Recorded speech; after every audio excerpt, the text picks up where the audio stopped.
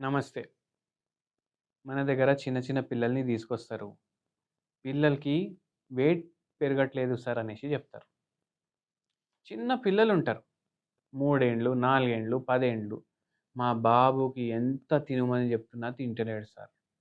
జబర్దస్తి phone ఇచ్చేసి చేతిల, చూడురా cartoon చూడు ఆడెట్లా దుంకిండు అని తినిపిస్తారు. ఏమైతది తెలుసా దీంట్లో? ఒకసారి ఆలోచించండి. మన కడుపు సైజ్ ఎంతుంటది? మన గుండె సైజ్ ఎంతుంటదంటే అందరూ ఇట్లా ఫిస్ట్ ఫోల్డ్ చేసి అరె నా గుండె ఇంత అనేసి చెప్తారు. మన కడుపు గూడా గింతే ఉంటది. ఆ గింతున్న కడుపులో ఎంత ఫుడ్ పోతది? పోదు గదా! పిల్లలు యాక్టివే ఉంటారు. వాళ్ళ BMI ప్రకారం, హైట్ ప్రకారం, ఏజ్ ప్రకారం వెయిట్ కరెక్ట్ ఉంటది.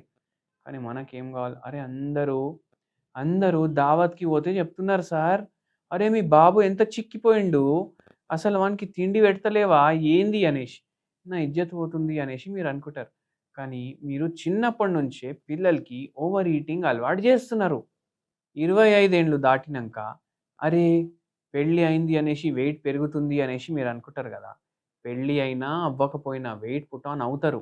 ఎందుకు పుట్ ఆన్ అవుతారు? ఎందుకంటే బాడీది మెటబాలిజం తగ్గుతది ఒక ఏజ్ తర్వాత. ఆ మెటబాలిజం తగ్గుడు వల్ల మీరు తినే ఆహారం వల్ల మీకు వెయిట్ పుట్ ఆన్ అయితది. ఇదే గాదు థైరాయిడ్ వ్యాధి, పీసీఓడీ వ్యాధి, బీపీ వ్యాధి, మళ్ళా దీనికొచ్చే మందులు, కిడ్నీ వ్యాధులు ఇవన్నిటితోటి గూడా వెయిట్ పుట్ ఆన్ అవుతారు. కొందరికి మోకాళ్ళ నొప్పులుండి అవి గోళీలు మింగి దానికి గూడా వెయిట్ పుట్ ఆన్ అవుతారు. సో, ఇవన్నీ మీరు మైండ్‌లో పెట్టుకోండి. అండ్ రెగ్యులర్‌లీ మీరు ఫిజికల్ యాక్టివిటీ మెయింటైన్ చేస్తే మీకు వెయిట్ పుట్ ఆన్ అవ్వదు. కరెక్ట్ లిమిటెడ్ క్వాంటిటీలో పోర్షన్ సైజ్ కంట్రోల్ చేసుకొని తింటే పెరగదు. అయితే నేనొక సింపుల్ డైట్ చెప్తాను. ఒక హోమ్ రెమెడీ చెప్తాను. మీ అందరికీ వెయిట్ పుట్ ఆన్ అవ్వకుండా చేస్తాను. బరువైతే పెరిగింది. కానీ ఇప్పుడు మీకు అండర్‌లైన్ రోగం లేదు. అండర్‌లైన్ రోగం అంటే మీకు షుగర్ లేదు, బీపీ లేదు, థైరాయిడ్ లేదు, మోకాళ్ళ నొప్పులు లేవు, కిడ్నీ ప్రాబ్లమ్స్ లేవు, ఏం లేవు. కానీ అయినా వెయిట్ ఎక్కువుంది. అంటే మంచి ఛాన్స్ మీరు రివర్స్ చేసుకోవచ్చు వెయిట్. అండ్ ఈ వేరే రోగాలు గూడా రాకుండా మీరు జేసుకోవచ్చు. ఏం చేయాలంటే ఎంత తినాలనిపిస్తే దానికి సగం తినాలి. మార్నింగ్ 4 ఇడ్లీలు తినాలనిపిస్తే 2 ఇడ్లీలు తినాలి. నైట్ టైమ్ 4 చపాతీలు తినాలనిపిస్తే రెండే చిన్న చపాతీలు చేసుకొని తినాలి. చపాతీ కన్నా మీరు జొన్న రొట్టె ప్రిఫర్ చేయడం మంచిది. చిన్న జొన్న రొట్టెలు 2 తినండి. ఇవి అలవాట్లు జేసుకోండి. మధ్యాహ్నం మీరు ఒక పూట రైస్ తినండి. కానీ ఎంత తినాలనిపిస్తే దానికన్నా సగం తినండి. మార్నింగ్ 2 దోసలు తినాలనిపిస్తే ఒకటే దోస తినండి. దోస గూడా మీరు తినేటప్పుడు మైండ్‌లో ఒకటి పెట్టుకోండి. మీరు నూనె ఎక్కువ వాడొద్దు. వడ ఎందుకు తినం ఎక్కువ? ఫ్రైడ్ ఐటెమ్ గదా! కానీ దోస తిన్నప్పుడు తవ్వ మీద మొత్తం మీరు నూనె ఏస్తున్నారంటే దాన్ని తవ మీద మీరు ఫ్రై చేస్తున్నారు. తవ ఫ్రై తయారు చేస్తున్నారు మీరు దోసని. ఆ తప్పు గూడా చేయకండి. ఇవి కొన్ని ఇంపార్టెంట్ టిప్స్. ఫాలో చేయండి.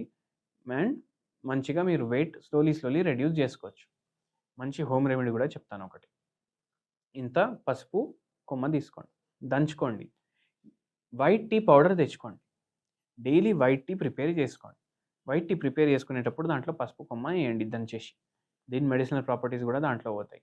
ఎన్ని యాంటీ ఆక్సిడెంట్స్‌లు గ్రీన్ టీలో ఉంటాయి. దానికన్నా చాలా యాంటీ ఆక్సిడెంట్లు వైట్ టీలో ఉంటాయి. దాన్ని ఫిల్టర్ చేసి డైలీ తాగండి. చాలా హెల్త్‌కి మంచిగుంటది. మంచిగా తగ్గుతది గూడా వెయిట్. మనకు వెయిట్ లాస్‌లో గూడా హెల్ప్ చేస్తది. ఇంకోటి ఒక మంచి హోమియోపతి మెడిసిన్ ఇస్తాను. అది ఎవరికి పనిచేస్తదంటే మీకు 5 కిలో ఎక్కువుంది, 6 కిలోలు ఎక్కువుంది అంటే మీకు పనిచేస్తది. ఇది ఒక 6 మంత్స్ తీసుకుంటే మీకు వెయిట్ సెట్ అయిపోతది. కానీ మరీ 30 కిలోలు, 40 కిలోలు, 50 కిలోలు తగ్గించుకోవాలంటే మీకు మనకు కాంటాక్ట్ చేయొచ్చు మీరు. ఫైటోలెక్క అనేసి ఒక హోమియోపతి మెడిసిన్ ఉంటది. ఇది 0/9 పొటెన్సీలో 0/9 పొటెన్సీలో డైలీ 5 గోళీలు మార్నింగ్, ఆఫ్టర్‌నూన్, నైట్ 3 పూటలేసుకోండి. మీకు ఒక 6 నెలలేసుకుంటే 5, 6 కిలోలు మీరు తగ్గుతారు. దీంతో పాటు మీరు లైఫ్ స్టైల్ గూడా కరెక్ట్‌గా మెయింటైన్ చేయాలి. మనకు కాంటాక్ట్ గూడా చేయొచ్చు. మోకాళ్ళ నొప్పి గూడా చాలా మందికైతది వెయిట్ ఎక్కువుండడం వల్ల. బీపీ ఒస్తది, షుగర్ ఒస్తది. ఇవన్నిటికి శాశ్వత పరిష్కారం ఉంటది హోమియోపతిలో. నమస్తే.